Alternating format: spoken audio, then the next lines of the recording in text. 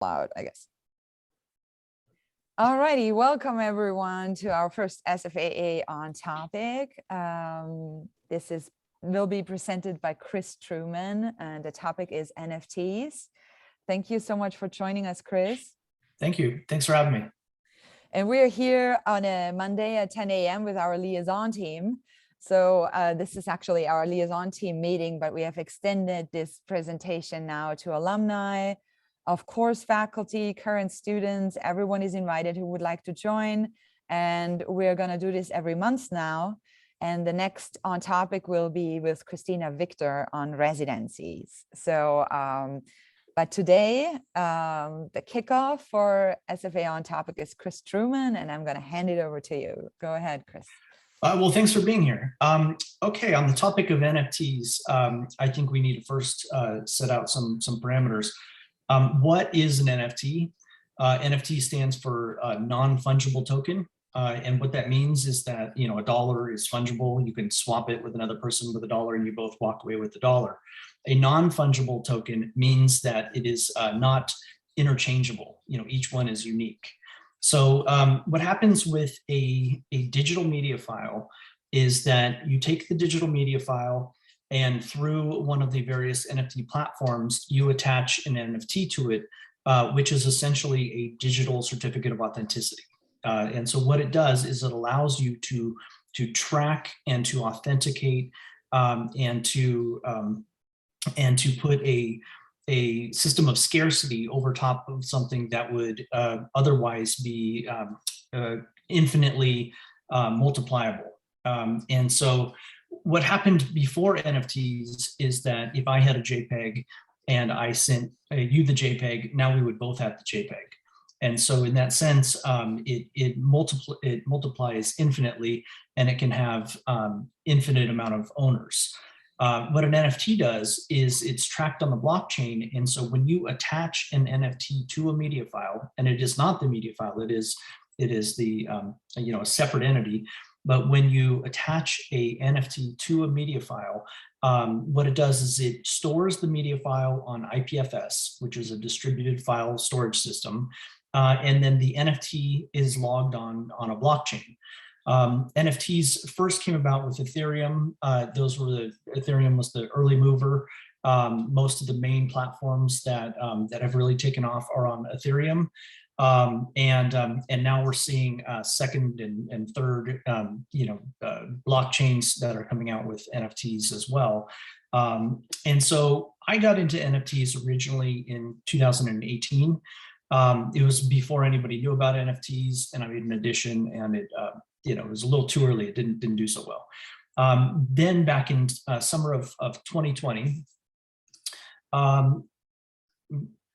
Back in summer of 2020, I was approached by Nifty Gateway, and they asked if I wanted to make an NFT edition with them, and I said, sure, why not? At the time I wasn't that convinced by NFTs, but I thought, I'm adventurous, I'll give it a try. And so we made a couple editions on there, and I remember the day that it launched, and it just went wild. It went crazy. They sold tons of them, and I thought, wow, they've really figured out a way to have an audience for this and to have a collector base for this. And this is really interesting. And so that really made me dive in. And so since then, I've done launches on Nifty Gateway, on Maker's Place, on Foundation. Those are the curated platforms, which means that there's some sort of vetting or curatorial standard, maybe not art world standards, but that determines who gets to launch on their site. And then there are open platforms like OpenSea and Rarible. And on the Tezos blockchain, there's object.com and hikanuke.art and Creatoranch, which are not curated, which means that everybody can get on there as long as you can figure out how to do it, as long as you can overcome the tech barriers. So after about 8 months of being in the NFT space, I started thinking, I tried to tell everybody I knew about NFTs and, with how amazing this was and how this is going to be a game-changing technology. And people were having difficulty. Either the gas prices had spiked. Gas is what happens when you pay the miners for Ethereum to process your transactions. So if you want to submit a transaction on Ethereum, then you pay a gas fee, and that goes to the people that are processing those transactions. So when the Ethereum network is really clogged or trafficked, then sometimes those gas fees will spike up to about $1,000, and that becomes prohibitive. So that was one of the difficulties, was the spike in prices. Another difficulty was that in order to do anything on the Ethereum blockchain, you had to get a digital wallet. A digital wallet holds your digital assets or your crypto, and then you have to sign up with an exchange like Coinbase to purchase crypto, send it to your digital wallet, and then from there you can transact on Ethereum and blockchain-based websites. So, OpenSea, for instance. So there was a tech barrier because it's not intuitive and it's not particularly easy to navigate the territory of digital wallets and crypto. The other thing is that Ethereum, and this has become a really big concern, uses an enormous amount of electricity to function, as a blockchain. And the way that works is that it's a proof of work blockchain, so that every transaction that goes through, it activates 20,000 or 50,000 computers to do an extremely difficult math equation. And that's how it determines what actually gets placed as a block in the chain, in terms of the blockchain. And so it's very intensive in terms of the electricity that it uses, on a trillion watt basis. So it's not efficient at all. So that was another issue for people. It was overcoming, we've got the tech barrier, we've got the cost, we've got curation, and we've got the environmental factor. And so I thought, this is going to keep a lot of people out of the NFT ecosystem because of those difficulties. Okay, a blockchain, the way that a blockchain works is that each transaction that is logged is called a block. And what happens is that a block is sort of, it's confirmed by the miners. They confirm, yes, this transaction is going to happen, and that creates a hash, an operation hash. And then the next transaction happens and goes, it kind of grows. It goes in front of it and keeps growing. So what happens is that it's fairly easy to go forward because you're just creating more blocks, but you can't go backwards because you can't jump over these existing blocks that you're putting in. And so that's what adds the security of a blockchain, is the almost impossibility of going backwards. So say, for instance, you create an NFT on the blockchain, you're creating a block, because you've submitted through one of the platforms, and it creates a transaction, and that record becomes a hash. And then and the next minute, more and more blocks get in front of it. So you can't just go to that block and delete it. So what people do, in order, if they make a mistake, or if they decided, oh, actually, I didn't want to post that particular piece, or I didn't want to mint that particular piece, rather, then they have to burn it. And by burning, what they do is they send the NFT to an address that is not owned by anyone. And how you know that is that there's a particular pattern, like one of the famous burn addresses is just all zeros. And what happens is that when a digital wallet is doled out, your wallet address is a number of random letters and numbers, and it's 25, 30 letters long. So it's very complicated.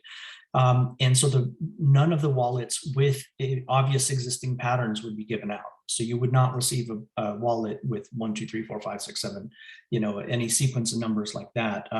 So those become burn addresses. So technically speaking, the NFT is still out in the, on the blockchain. It has not been erased. It has not been deleted. It just is not owned by anyone. It sort of it's in a sort of a purgatory situation. Okay, so that leads me to this last spring, where, I started realizing that if I want people to get into the NFT space, I've got to solve some of these issues, or maybe not just die, but, we as artists need to solve some of these issues. So I started looking around at some of the other blockchains, and I found Tezos, and I found this really exciting community there that had developed on Hic-et-Nunc, which was a marketplace. And Tezos was a proof of stake blockchain. And what this means is that instead of every transaction, instead of 20,000 computers doing this extremely complex math equation and using all this electricity, the question goes out to the stakers, the owners of the coin, as to whether or not the transaction is legitimate. So the security in a proof of stake network is provided by the fact that one person would have, or one entity would have a very difficult time getting more than 50% of the coin itself in order to start making fictitious decisions about what is an entry in the blockchain. And as they started to accumulate their power, the coin price itself would go up and up and up, and to the point where it would be impossible to get. So, but as a result of the change in sort of methodology, proof of stake is extremely efficient. It uses about as much electricity as charging a tablet. So it's a very low consumption, on the factor of like 1,000,000 times less energy consumption than Ethereum. And it's much faster and it's much cheaper. So if you want to mint something on Tezos, it costs about $0.25. And if you want to transfer something on Tezos, sometimes it can be like 3 cents. So it's very cost efficient. And it's very, the electricity usage is completely different from Ethereum, which uses tons of electricity.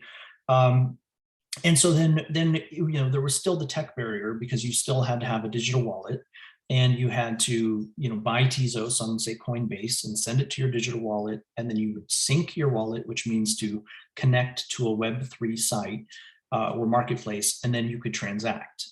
So there still was a tech barrier, but several of the other problems that I saw were alleviated by using Tezos. Now there's also Matic and Solana, which are both proof of stake blockchains as well. There isn't really anything fundamentally different about like Ethereum versus Tezos, and when you're thinking about, it's still a media file, and it's still connected to this digital signature of authenticity, and it's still tracked on a blockchain that is very secure. So, so I think that there's a perceptual difference at times between, say, an Ethereum NFT and a Tezos or a Matic or a Solana, in that ETH was the first and kind of the original blockchain that used or that was used for NFTs. So I ended up getting involved in making a NFT platform. Some tech veterans approached me, and and they saw that I was in the NFT space, and they said, we'd love to work with you to create a platform. What do you think our best options are? And I said, look, a couple of these problems have been solved, but in order to get really mainstream adoption, we need to do a couple more things. We need to make it easy for people to use, and we need to figure out a way that people who are intimidated or can't get over the tech barrier of having a digital wallet and buying crypto, let's try and bring in the rest of the population, the art world, and a lot of the people that have sat on the sidelines because they weren't quite sure how to move in this. And so we created Creatoranch, which is it's an app. It's Tezos based, so we mint everything on the Tezos blockchain. We have a custodial wallet for you, which means that that it is stored in a digital wallet and under your account, and then you can export to your personal wallet if you choose to do so. If you decide against that, you can just keep it in your custodial wallet, and that means that you can store it, and you can you can sell it, you can transfer it, you can do everything you need to do from there, but you aren't necessarily keeping it in your personal wallet. The other thing is that we launched, so you can buy with a credit card, and so you buy with a credit card, and the person gets paid out through their bank account, or you can list and sell in Tezos. So the two things run parallel. Something that is listed in dollars currently cannot be purchased in Tezos, and vice versa. Eventually, we would like to have some sort of crossover where where you can pay in whatever currency you like, cryptocurrency or dollars, and it would pay out in however you would like to receive your payment. So we're working on that by changing our payment processor. But the current model is that you can, you go through the process where you post, which is just, it's like sharing. You're, in fact, actually, I made a little video, so I'm gonna, I'll play that video for you guys. Let's see here.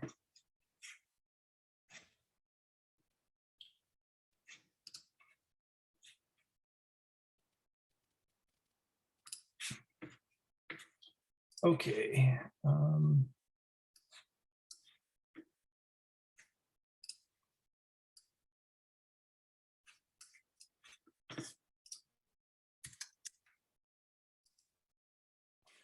We've made some artist videos that you can see here on the Creatoranch YouTube page. We did not make this anti-vax one.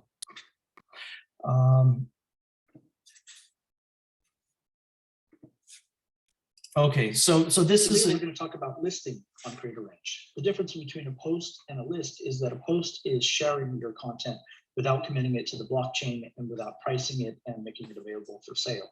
When you list something, you're setting a price, a royalty, you're putting it out there for the possibility of sale, and as it sells, it will commit itself to the blockchain. It'll be minted.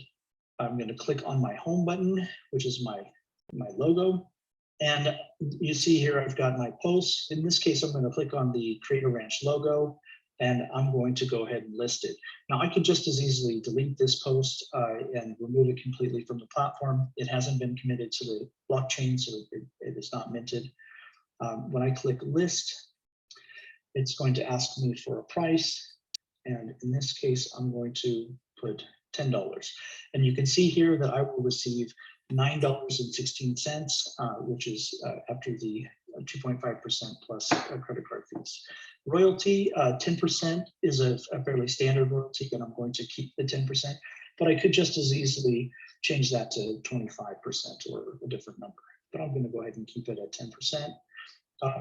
I could add a curator. I'm not going to do that on this particular one. But if I'm a part of an exhibition or such, I might choose a curator to for this particular item. I'm going to click list now, and it's going to ask me to verify my bank account information so that I can be paid when my item sells. You only need to enter your bank information the first time. After that, it'll remember you. So I'll continue to put in my information here, and none of your information is stored by Creatoranch. We do not keep any copies of any of your personal information. Okay, after I've connected my bank account, it says Stripe has been connected successfully. I'm looking at my details, and I need to confirm that those details are correct. I set a $10 price on this. I will receive $9.16, and I set a 10% royalty moving forward for secondary sales. I'm going to hit list now. Okay. There we go, we have listed.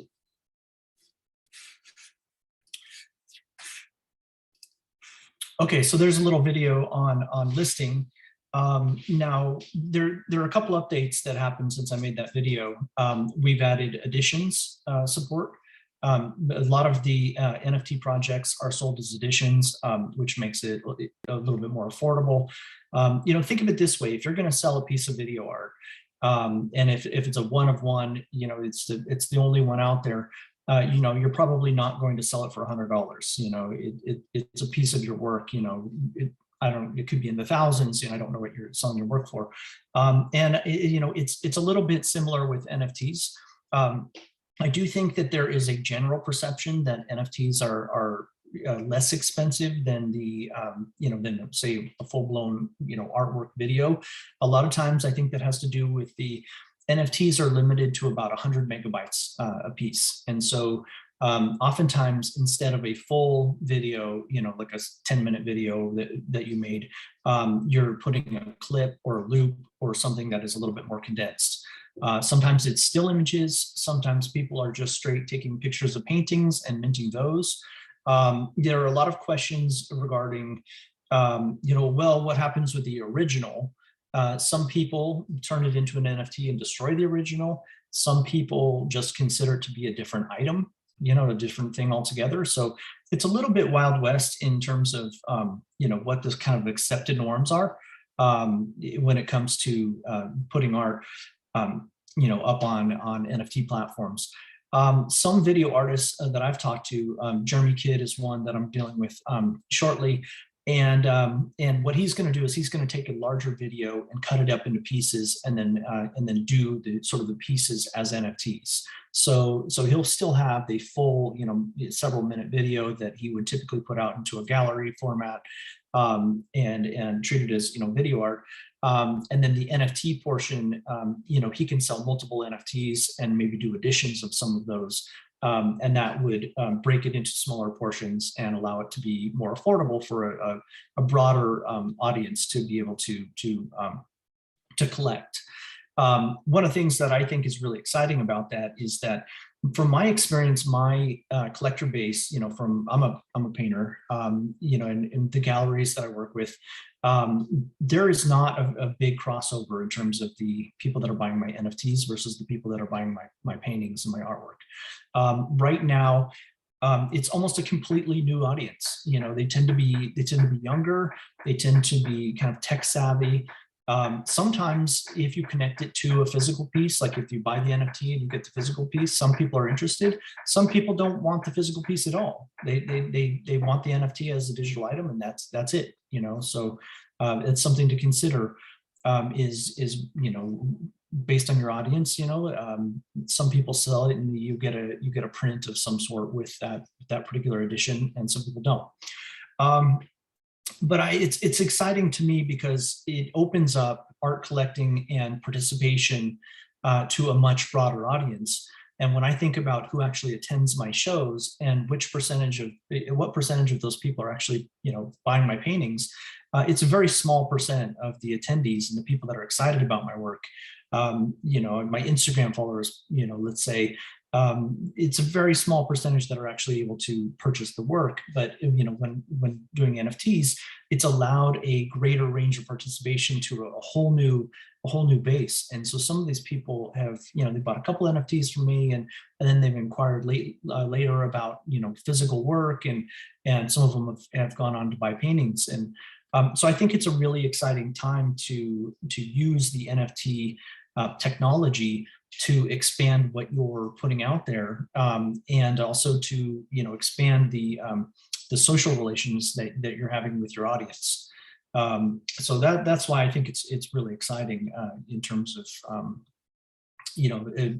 a technology. And then I also think too that if you look at the growth of the NFT space, it is increasing at a crazy rate. It is almost impossible to keep up with. So there are a couple questions. What is the value of owning an NFT as opposed to a physical artwork? For instance, if I buy a painting, can I put it? I can put it in my house and look at it. Can I do that with NFTs, or is it more about the value of the NFT increasing? That's a great question. There are a ton of things you can do with an NFT.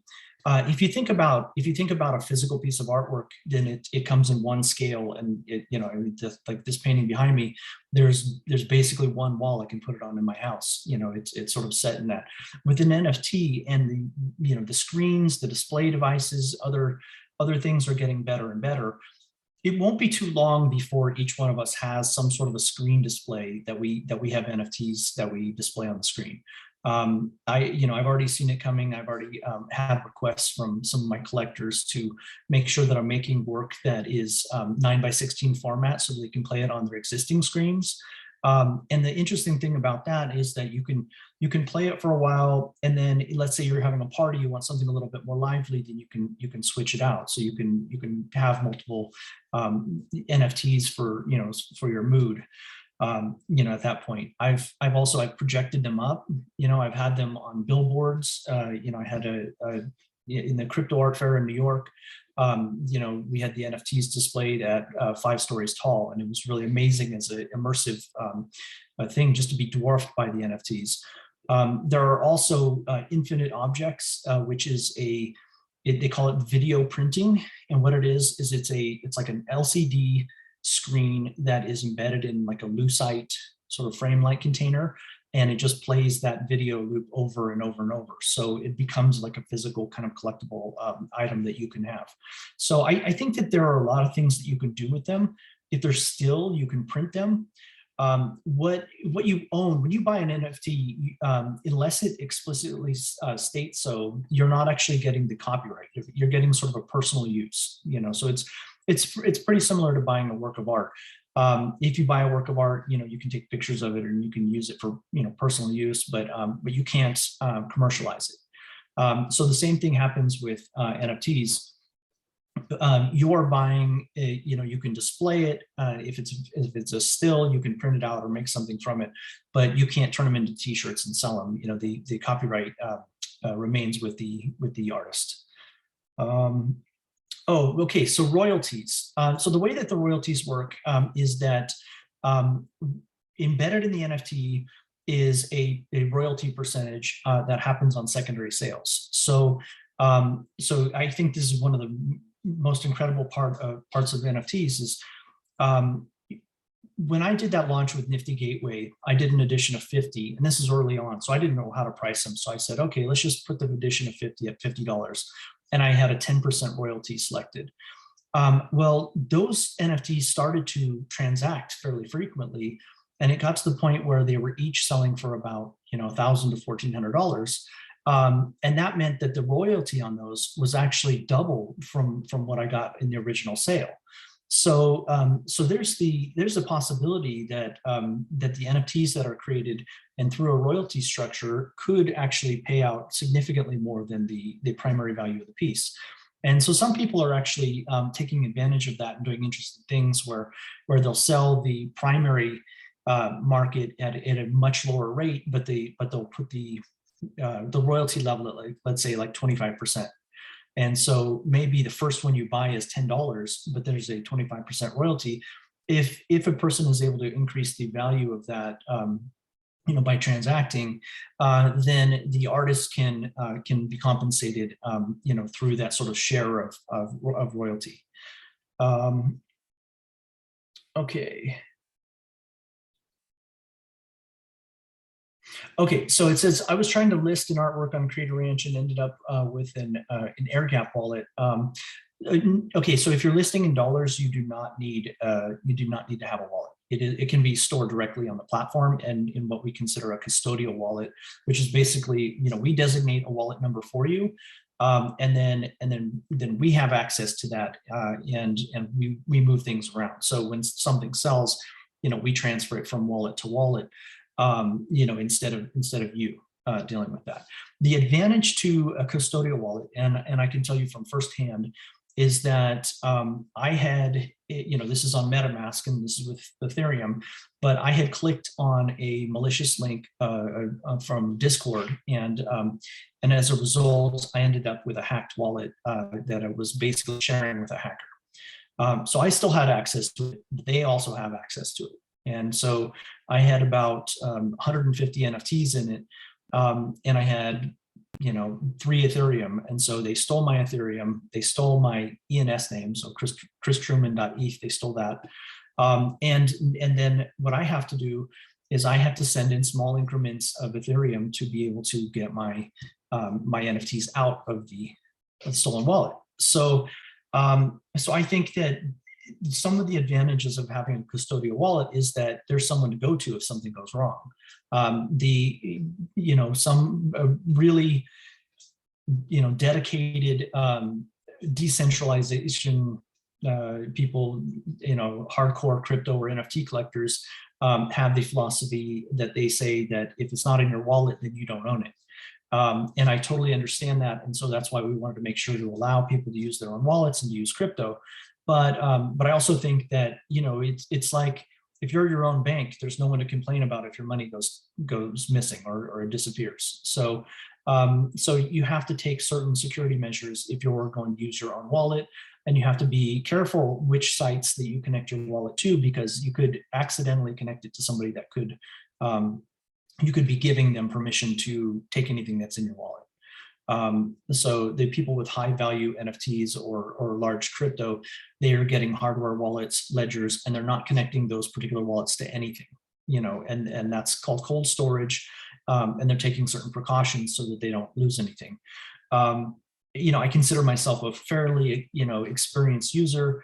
And I just, when I clicked on that link, I think I was just being sloppy, and I paid for it. So that's why I think that there is a benefit to custodial wallets, and to not, storing and keeping everything yourself. Okay, let's see. Okay, where are you entering these contract details, additions, physical objects, etc.? Oh, yes. Okay. So if it's connected to a physical, then I usually list it in the description.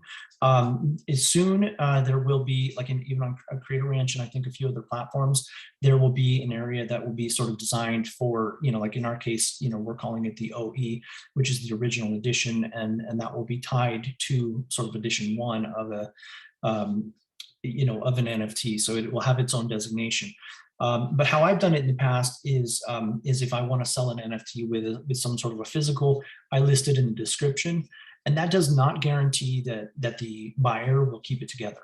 There is the possibility that a person will buy it and that they will sell the NFT. Presumably, the person buying the NFT will have read the description and know that the physical comes with it, and they can decide whether or not they want to, make sure they're getting the physical or not. But at the moment, there isn't a way to guarantee that those two things go together. You're sort of relying on what people are saying and doing. So it just, and in that way, it could be interesting. If you're buying it as a package, and then one, let's say you no longer need the physical, or you no longer need the the NFT, you could potentially turn around and sell that. Okay, have any galleries raised concern about devaluing the original work of art by having NFT? You know what, I think this is gallery to gallery. So I work with Winston Walker Gallery in Seattle, and that, I work with a number of galleries. That one has been really adventurous in taking on some of these NFTs, and they actually represent some of my NFTs. And it's interesting because what Jessica, the owner, said is she said, I'm going to treat this like video art, because that's what it is. And she said, it's just that it's video art and the NFT is a bonus, and so she's kind of still looking at it from a frame of, this is art, the media is the art, and then you get this other sort of digital certificate, the NFT, as a bonus, and not the other way around. Some people are sort of thinking about it as the NFT and then the media comes with it. So I think that's an interesting way to look at it. I personally don't have any NFTs that are directly my physical work. Now I have made NFTs by stacking layers. I scanned about 25 of my paintings, and then I take those and I use the scans and I stack them and manipulate them, but they remain pretty far away from the work, even though they tie directly to the work. So I don't have anything that's a direct one-to-one, and it's not to say it isn't done. And I think that that's just a conversation. I think it's mostly about honesty and just being straightforward with people and saying, this is what I'm doing, and if the gallery, is representing the painting, then perhaps that are, connected to the NFT as well. I'm going to show you a video in a little bit that shows how to connect what we call a curator. We're going to be changing that to a share revenue, but what it is the idea is that you can have a business partner that splits the primary sale with you. So, so in the case of SFAA, if you guys want to do a fundraiser, you would designate an account. They would need to have the banking and everything attached to that. But you can select that account, and they would automatically get 20%, 50%, whatever you guys decide. And that would allow an automatic split, which is really remarkable because as we've all been in the art world, sometimes it can take a while to get paid. So to have everything just happen automatically is really remarkable. Okay.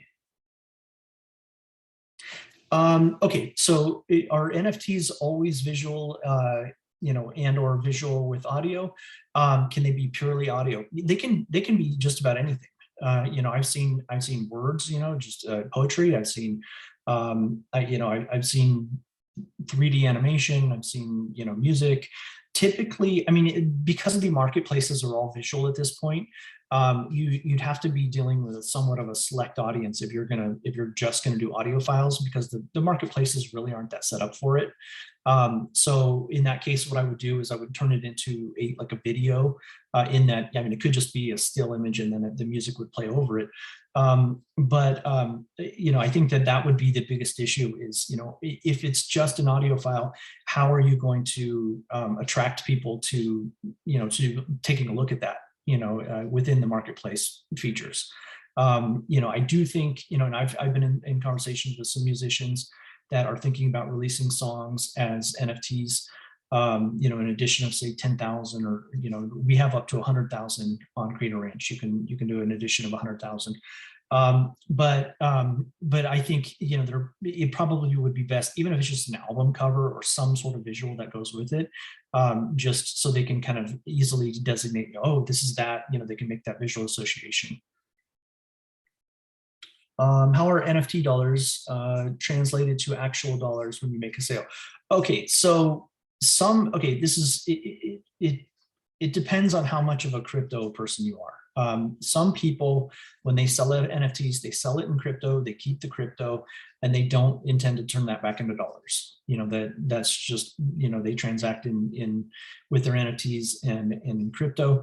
Other people, they want to be, they won't, you know, they're going to use it for income or other purposes. And so what you would do is you would sell it on like Coinbase. You know, Coinbase is an exchange. And so if you got paid in Tezos or in Ethereum, you would send, you know, when you go to Coinbase, it will have a wallet address for you. You would send your crypto to that wallet address, and you would be able to sell it at the market rate. So, you know, that is definitely possible. Well, otherwise, you know, with like Creatoranch, you could just list it in dollars and you get paid in dollars. So you don't necessarily have to deal at all with crypto. You can just use this as a, you know, it's just a way to, I mean, it's still, the NFT is still dealing with crypto on the back end, you know, because we're still minting it and transferring it on the blockchain, but you wouldn't necessarily have to interact at all with the blockchain. The average cost of making an NFT, well, it really depends on, okay, so on Ethereum, it's all dependent on gas, you know, because when you're minting an NFT, typically the platforms are not taking a percentage until the sale. So the upfront cost of making an NFT on OpenSea, it depends on the gas. Back last June, you know, June 2021, which is what kind of led me down the Tezos path, was I went to Maker's Place to try and make some NFTs, and gas had spiked, and it was going to cost me $1,000 to make the NFTs. And I, at the time, I wanted to do an edition. You know, and so you just think, you know, if I'm paying, each edition number has to be minted, you know, on Ethereum. So that would be $10,000 at that particular time if I wanted to mint that. And I just thought, forget it, I'm just going to wait. And so usually gas will go back down. You'll find, you know, 2 a.m. on a Tuesday or something, you'll get gas, and it'll cost about $100 to mint. It's becoming more and more rare that gas dips, and the reason is that the capabilities of Ethereum are somewhat limited, and there are more and more people that want to use it. So, so I think what's going to happen, if I'm to kind of guess the future, is that Ethereum is going to remain the place where the high ticket items, that, you know, a Bored Ape just sold for, you know, 1,050 Ethereum, which is $2.75 million. And if you're, you know, if you're selling something for, you know, even 1 ETH and over, then a transaction fee of, you know, of $500 is not that big of a deal. But if you're dealing with either additions or lower priced increments, then it just doesn't make sense to spend all that on gas, you know, from a financial point of view. And, you know, there are obviously other objections to that. Tezos, it costs about a quarter. You know, so the beauty of the proof of stake platforms, which, you know, a lot of them are gaining in popularity, is that you're not wasting all this money on the processing on gas. So, you know, even if you mess up, even if you know, you can, like I've done before, I've minted and then I reconsidered and I decided, oh, well, you know, actually I was going to do an edition of 100. Oh no, I changed my mind. I'm going to do an edition of 10. and I just burnt the 100 and I reminted. And that sort of transaction on Ethereum would have cost thousands of dollars, and I did that for probably about $1. So that is a factor that that is sort of taken care of by using proof of stake blockchains. And the added benefit is that there's a lot less energy consumption, and so you feel better about that side as well. Like I said, because Ethereum was a first mover, there is a perception that at the moment that Tezos and proof of stake NFTs are not as premium as Ethereum. I think as time goes by and as more people join on these the proof of stake blockchains, that's going to, maybe it will never catch Ethereum. Ethereum might always be the premium blockchain, but I think that gap is going to shrink considerably. Because it's just not really sustainable for us all to mint on Ethereum.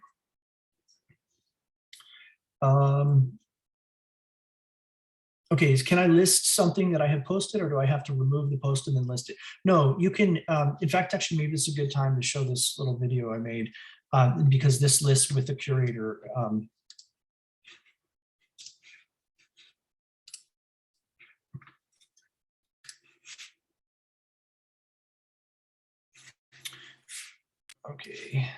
Okay, so it looks like it didn't pick up the sound, but I can tell you what's going on here. So I selected the image that I want to mint.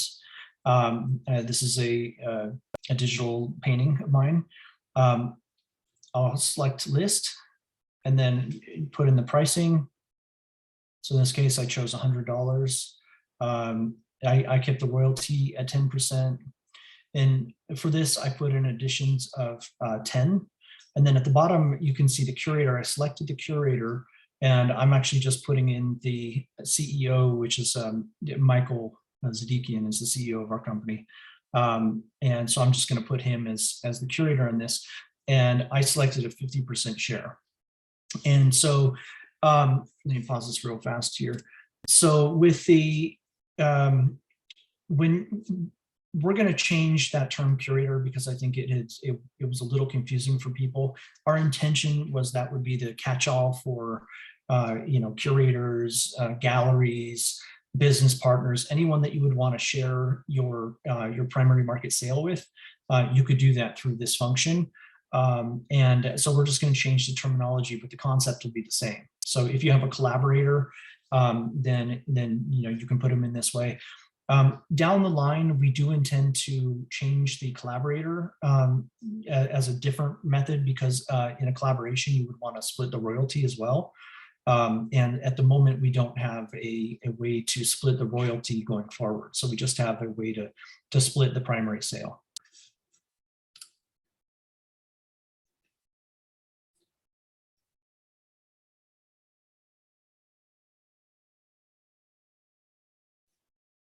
So yeah, so after, I can talk a little bit about the difference between, sorry, let me just back up a little bit. After I've listed this, you can see that this little fingerprint thing is still gray. That means that it is not, it's not minted, because what we do is we wait for something to sell to mint. It's called lazy minting. And what that means is that up until the point where it sells, you can change your mind, you can delete it, delist it, back out of it, and there's no problem to you. And that way we're not minting every piece of stuff that is posted. The difference between a post and a list: a post is just sharing. So what I've been doing lately, I connected one of my digital wallets to Creatoranch, and I've got over 1,000 NFTs, and so I've just kind of been sharing some of my NFTs lately that I've collected on other platforms within the space. And then listing is that next step. Listing is basically saying you want to put it for sale. So that's where you determine, you set your royalty, you set your price, additions, and if you're going to add some sort of a share or split, through the curator function, which, like I said, that'll probably change to share. Okay. Trying to understand better people's motivation to purchase an NFT, because one can typically use image, video for whatever they need and simply give credit to the artist. Yeah, so, you know, I listened to a really interesting lecture that was from the Tezos Foundation at Art Basel, and they were talking about the idea of royalties, you know, for artists, and they said, and he was putting the case forward that that for most artists, the idea of enforcing a royalty or enforcing copyright was out of their reach because of, you know, the you know, paying for the litigation to sue somebody on, you know, copyright infringement. So, you know, sometimes you can get them to stop using something that you have, but the idea that you would be able to enforce a copyright or get paid out of that, it would be prohibitive for most artists, you know, because of the expense. And he said, what if we instead pay artists up front, you know, which would be in the sale of the NFT, and then we don't worry so much about how the item is used. And I thought, wow, that's a really interesting concept, because I remember back in the day when Matthew Barney released the Cremaster series on like limited edition DVDs, just by putting it out there digitally, it really only took us about 5 weeks before we had the whole Cremaster series, you know, through file sharing and stuff. So the idea of being able to control a digital asset is very difficult. So with an NFT, instead, what you would be doing is you would be selling an NFT, and that would be that would go to the people that are interested in owning it because of bragging rights, or because of they want to support you, or because they think there will be some resale value down the line, or because they want, you know, they feel good about actually owning something. You know, but there's not really anything stopping anybody with a digital asset from stealing it and using it. In fact, all NFTs are stored on IPFS, and if you have that IPFS address, which most of them publish, then you can actually just go and you can, you know, right click and save that media. So part of the idea with NFTs is that we're letting go of this idea that we can protect our digital assets by keeping people from it. And instead we're saying, okay, maybe 1,000 people can have it, but these are the people that actually own it. These are the people that are actually, you know, legitimate participants within the system. And then the rest of the people are just kind of grifting. You know, so it's kind of a different way to look at it. You know, I mean, I don't know which way is right, but I think in this system, it negates this sort of false idea that we're going to be able to control the digital asset, because I don't think we've really had much luck in that. Are NFTs unshareable then? No, NFTs are, I mean, you can share NFTs, or the media file is right there. So you can, you know, people post them on Twitter, people, I don't know if you guys saw, but Twitter just added a function where you can connect a digital wallet, and it, you know, I think you have to upgrade your Twitter to Twitter Blue. But if your profile picture is a hexagon, then that means that you actually own that NFT that is your Twitter profile. And I think that's an interesting kind of proliferation that's happening. All right, well, thank you so much, Chris. I think that's all the questions so far, right? Yeah, I think I got to as much as I That was could. incredible. Yeah, thank you so much. Wow, I think I do understand a lot of things better, especially with a couple of questions on Creatoranch that are like really answered really clearly. And I would like to open like a little bit of a discussion for the last 5 minutes. I'm going to stop the recording, so it's kind of going to be like a more intimate setting for us. But thanks again, Chris. And then I'm going to open our little post discussion here. Oh, wait, what? Done. Wait, NFT means, okay, well, I'm not going to read That's this. a meme that's going around. I'm sorry. No, I have been.